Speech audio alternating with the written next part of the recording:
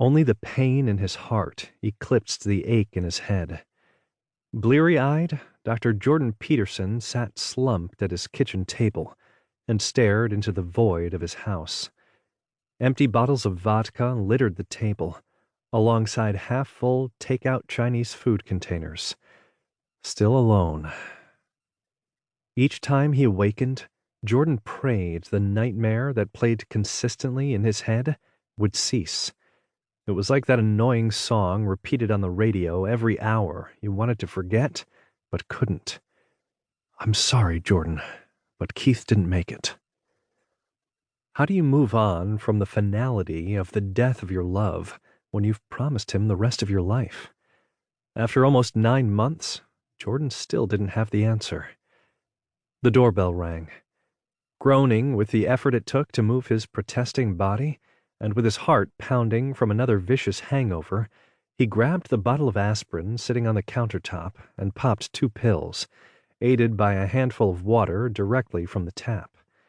Then, swallowing his nausea, he shuffled to the front door of his townhouse. Jordan massaged his temples and squinted through the peephole, grimacing at the sight of his best friend Drew with his lover, Ash. Jordan's chest tightened at the happiness on his friend's face as Drew kissed Ash's cheek, unaware he was being spied upon. Smothering the bitterness he'd felt toward Drew these past few months, he yanked open the door to greet the 2 men. "Damn, you look like shit." Ash's sharp gaze raked him up and down.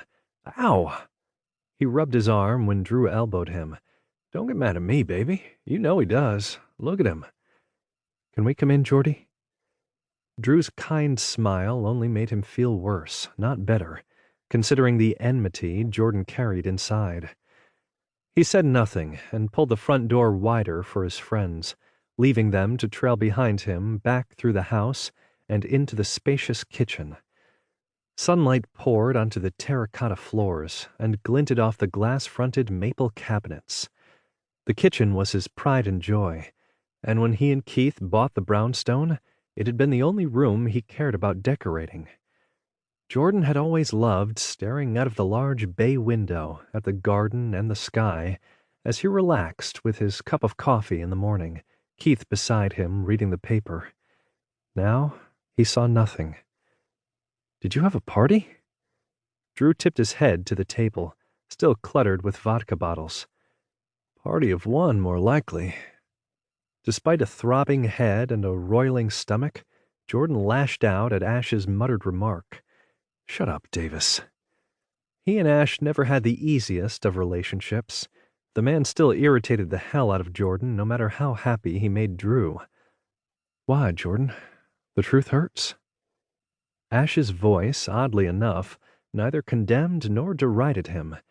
Instead, it held an overall note of sadness mixed with empathy that pulled Jordan up short.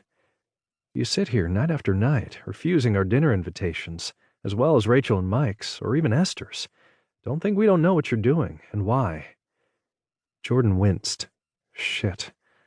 A kind-hearted, sympathetic Ash Davis was almost worse than the sarcastic, overly confident man Jordan was used to. "I'm not in the mood for company, that's all."